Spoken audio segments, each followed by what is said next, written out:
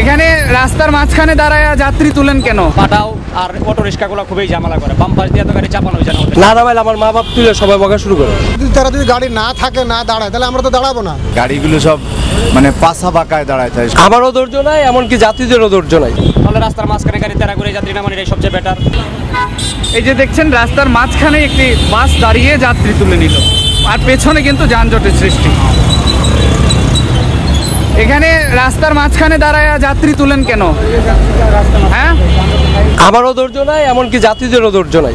তারা যদি সাইডে দাঁড়ায়, স্টপেজে দাঁড়ায়, আমরা স্টপেজে যাত্রী উঠাবো, আবার যাত্রী নামো স্টপেজে। কিন্তু হেরা রাস্তার মাঝখানে উঠতে যায়, আমরা উঠাই। একবার মনে করেন হেরা আবার যে জায়গায় নামে, আমার এই জায়গায় নামায় দেওয়া লাগে। না নামাইলে আমার মা বাপ তুলে সবাই বকা শুরু করে। যদি গাড়ি না থাকে, না দাঁড়ায়, তাহলে আমরা তো দাঁড়াবো না। ওনারা নিচ্ছে, এছাড়া উঠার জায়গা কোনো ভালো পরিবেশ পাচ্ছি না, এই জন্য আমরা বাধ্যতামূলক রাস্তার মাঝখানে দিয়ে জীবনের ঝুঁকি নিয়ে আমরা উঠার চেষ্টা করতেছি। ওয়ালটন আবারও মিলিয়নিয়ার অফারে ওয়ালটন ফ্রিজ কিনে আপনিও হয়ে যেতে পারেন মিলিয়নিয়ার। দুর্ঘটনা ঘটতেই পারে, কিভাবে যাত্রী নামাবে? রাস্তার সাইড করে পাঠাওগুলা কি ব্রেক দেয়? যাত্রী নামার সুযোগ দেয়? কোনো অপশন দেয়? কোনো অপশন তো দেয় না পাঠাওগুলা। তাহলে যাত্রী নামাবে কি করে? তাহলে রাস্তার মাঝখানে গাড়ি তাড়া করে যাত্রী নামানো এটাই সবচেয়ে বেটার।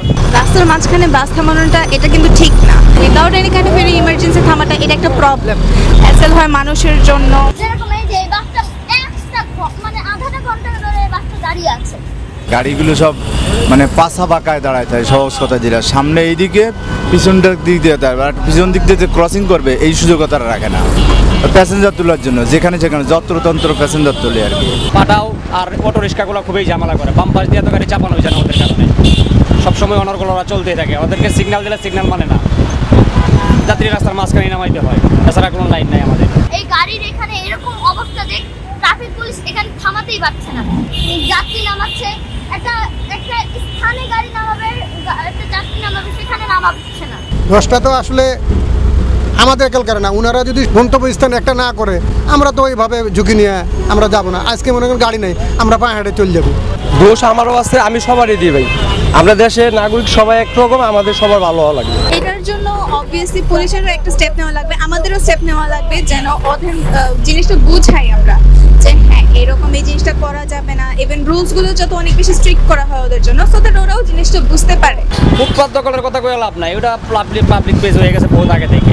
ফুটপাত নিয়ে কোনো কথা বলা যাবে না, ওইটা নিজেদের এলাকা। যে ট্রাফিক পুলিশ আছে তাদের পক্ষে অনেক সময় সম্ভব হয় না সব কিছু মেনটেন করার জন্য।